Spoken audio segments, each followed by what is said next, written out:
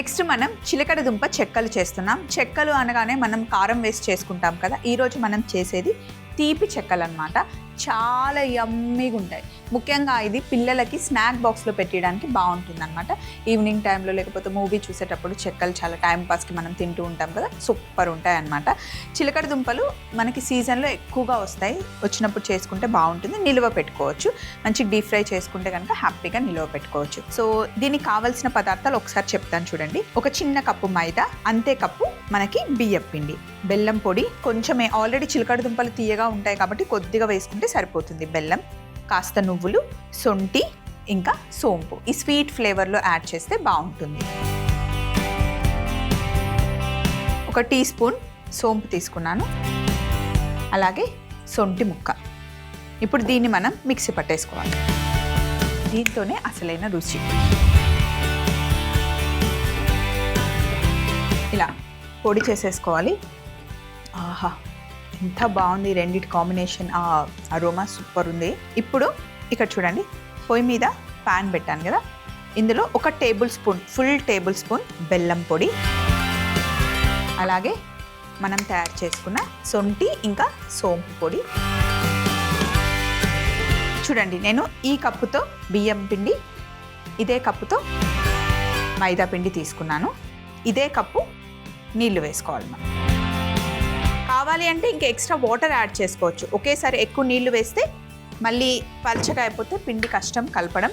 అలాగే ఒక చిన్న టీ స్పూన్ కాస్త నువ్వులు వేసి ఇప్పుడు స్టవ్ ఆన్ చేద్దాం. అలాగే ఇందులో మనం నెయ్యి వేసుకోవాలి. ఒక 3 టేబుల్ స్పూన్లు వేసుకుందాం.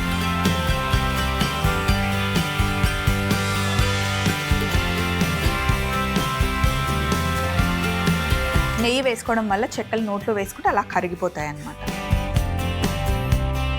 ఈ చెక్కలు మరీ తీయగా ఉండవు అన్నమాట. నోటికి కమ్మగా తినాలి తినాలి అనిపించేలాగా ఉంటాయి.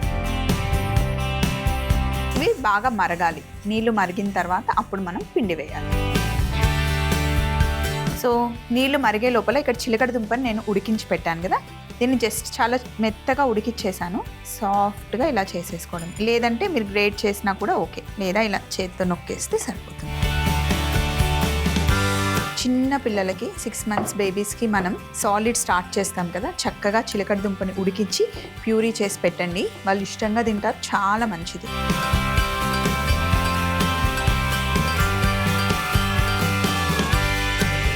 నీళ్లు మరుగుతూ ఉన్నాయి. ఇప్పుడు ఇందులో ఒక కప్పు బియ్యం పిండి, ఇంకొక కప్పు మైదా పిండి.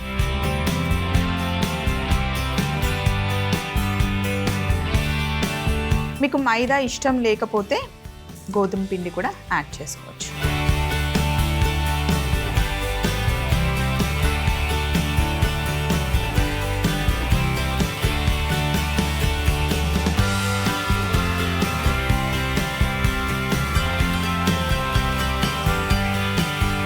ఈ పిండిని పెద్ద గిన్నెలోకి షిఫ్ట్ చేసేద్దాం.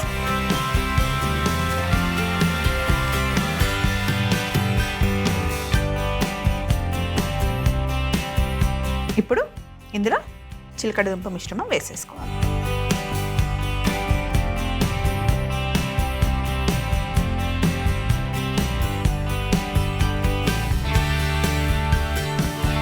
సో కొంచెం వేడిగా ఉంటుంది, చూసుకొని కలుపుకోవాలి.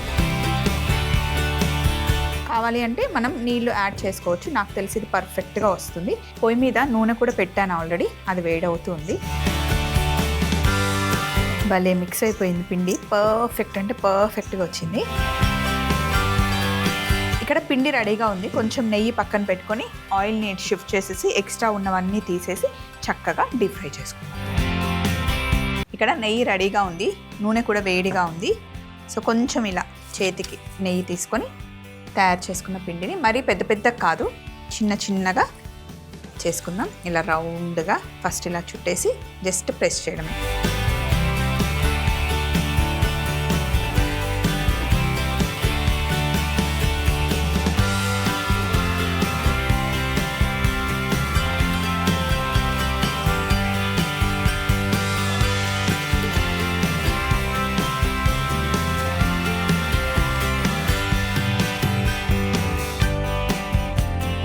సో ఇలాగే అన్నీ చేసి మంచి కలర్ వచ్చేంత వరకు ఫ్రై చేసుకోవడం.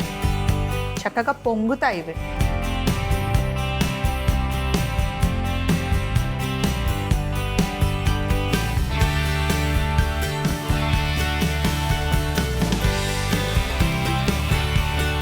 ఇలా ఫ్రై అయినవి తీసేసి మళ్ళీ ఫ్రెష్గా కొత్తవి వేసుకుంటూ ఉండాలన్నమాట.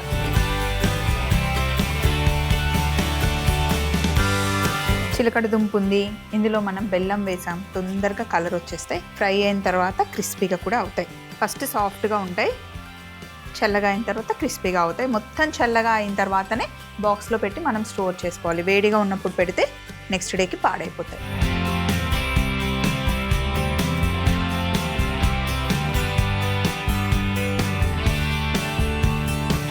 సో మనం చిలకడ దుంప చెక్కలు చేసేసామండి. అసలు ఎంత బాగుంటాయంటే క్రిస్పీగా ఇలా. వీటిని బౌల్లో వేసేసుకున్నాం. ఎంత బాగా కలర్ వచ్చాయి చూడండి.